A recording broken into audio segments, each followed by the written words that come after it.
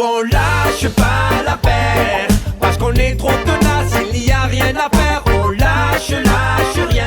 Les amis, bonjour. Aujourd'hui, mercredi 22 avril, 3 points importants à aborder. Le premier, c'est le courrier qu'on a adressé lundi par rapport aux propositions du gouvernement de mettre une partie des salariés à un chômage partiel.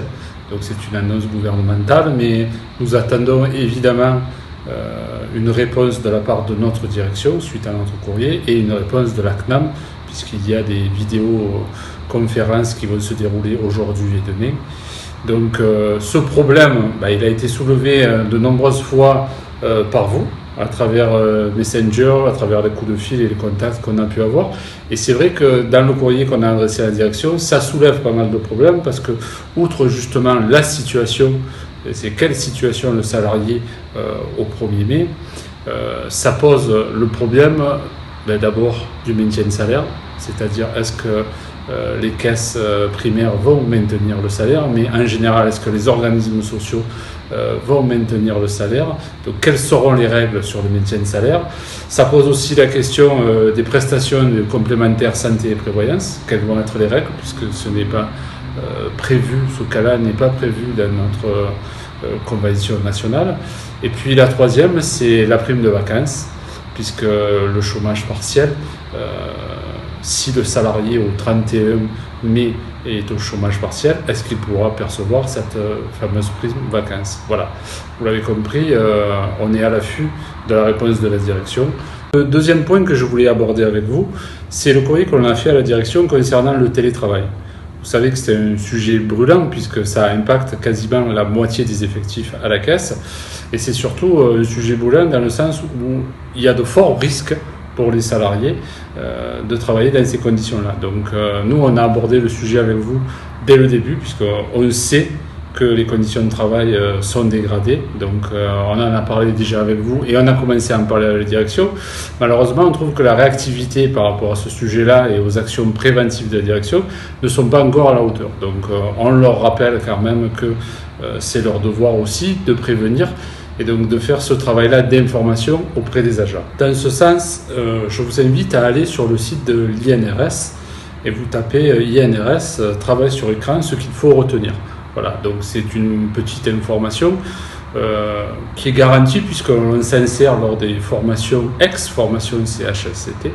Donc c'est quand même un gage de qualité au niveau préventif. Alors petit aparté, CHSCT, rappelez-vous quand même que le CHSCT ont disparu, merci M. Macron, à travers la loi travail, et qu'on nous a donné un CHSCT au rabais sous la forme du CSSCT.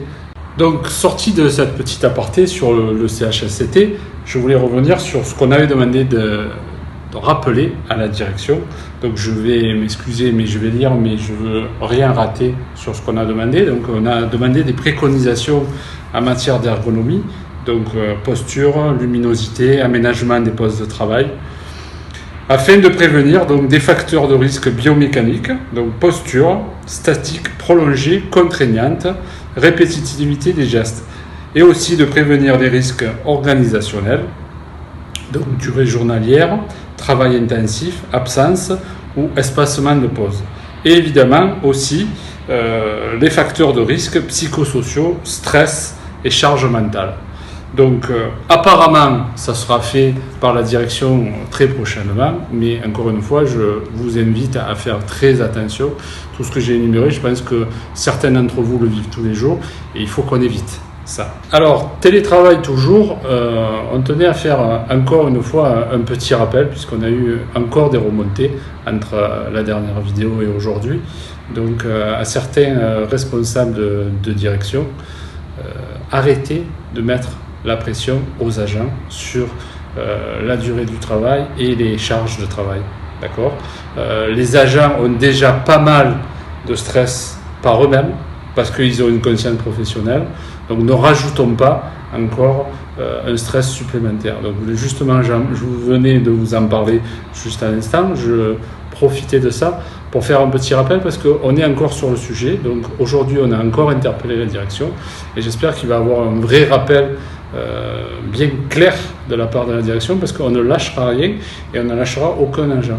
Donc si certains se pensent au-dessus de la direction, je vous invite à nous appeler ou appeler la direction pour être très clair sur leur communication. Voilà.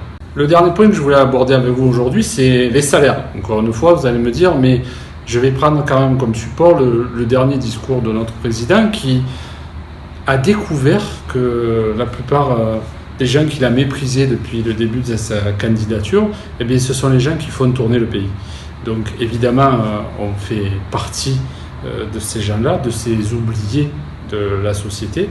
Et donc moi, je voudrais tirer un peu la sonnette d'alarme, parce que c'est pas parce que le président nous agite sous le nez sa fameuse prime Covid-19 que l'on va tout accepter. Et surtout, ça me rappelle de mauvais souvenirs de la prime gilet jaune. Donc le message, il faut qu'il soit bien clair. Aucun salarié n'est là pour manger. Voilà. On veut des vraies augmentations de salaire et pas des primes au rabais. Donc notre fédération va une nouvelle fois interpeller la CNAM et le ministère pour avoir une vraie valorisation de notre point et passer donc de la valeur du point à 10 €, puisque je vous rappelle quand même que sur 10 ans, on a pris 0,5% d'augmentation de la valeur du point, c'est-à-dire peanuts. Donc soyons bien clairs, après les paroles, il faut des actes.